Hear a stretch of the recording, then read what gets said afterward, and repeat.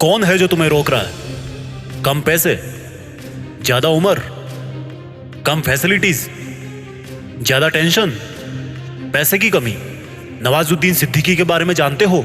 उनके पास भी पैसे नहीं थे। 4-5 साल रात में जग जग के वॉचमैन की नौकरी करी थी। उम्र ज्यादा हो गई। मिस्टर पॉल शिरोमणि एक ऐसा नाम है जिन्होंने 90 ईयर्स की उम्र में पीएचडी करके साबित कर दिया कि उम्र कभी मायने नहीं रखती। कम फैसिलिटीज है।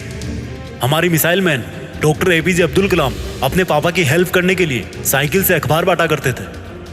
ज्यादा टेंशन है। तुमसे कई गुना ज्यादा टेंशन तुम्हारे माँ बाप करते हैं। तुम खुद ही अपने आप को रोकने वाले हो।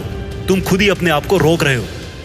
अगर तुम्हारे सामने वाले के पास तुमसे ज्यादा पैसा है, कार है, सफलता है, नाम है, तो उससे जलने की जरूरत नहीं है, क्योंकि वो बंदा डिजर्व करता है।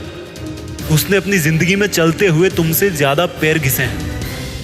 जब तुम टाइम पास कर रहे थे तो वो बंदा टाइम इन्वेस्ट कर रहा था। जब तुम पैसा उड़ा रहे थे तो वो बंदा पैसा कमाने का तरीका ढूंढ रहा था। जब तुम एक नौकरी ढूंढ रहे थे तो वो बंदा हजारों नौकरी पैदा करने की सोच रहा था। जब तुम बिजली कटने के बाद सो रहे थे तो वो बंदा मोमबत्ती के पास बैठकर अपनी आंखें काली कर रहा था। वो डिजर्व करता था। उसको भले ही किसी ने रोकने की कोशिश करी हो, लेकिन उसने खुद अपने आप को कभी नहीं रोका।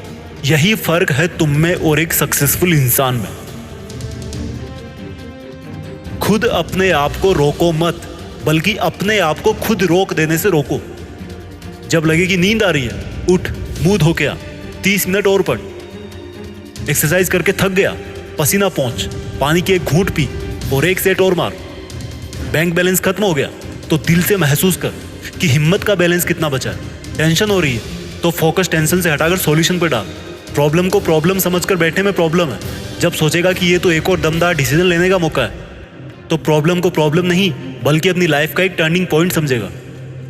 बचपन में सबने पढ़ा था कि बूंद बूंद से घड़ा भरता है, लेकिन कभी भरने की कोशिश नहीं करी। बचपन में सबने पढ़ा था कि अधजल गगरी छलकत जाए, आधे भरे हुए घड़े से पानी ज्यादा छलकता है। हमने बस थोड़ा सा क्या सीख लिया कि ये मान बैठे कि सब कुछ जान गए, कभी पूरा नॉलेज लेने की कोशिश ही नहीं करी। बचपन में सबने सीखा था कि आलस्य कुतो विद्या, आलसी आदमी कुछ नहीं सीख सकता, और जब सीख ही नहीं सकता तो करेगा क्या। इस दुनिया में कुछ बड़ा करने के लिए आपको बिल्कुल ब्रांड न्यू करने की जरूरत नहीं है। उसी को नए तरीके से करके दिखाओ।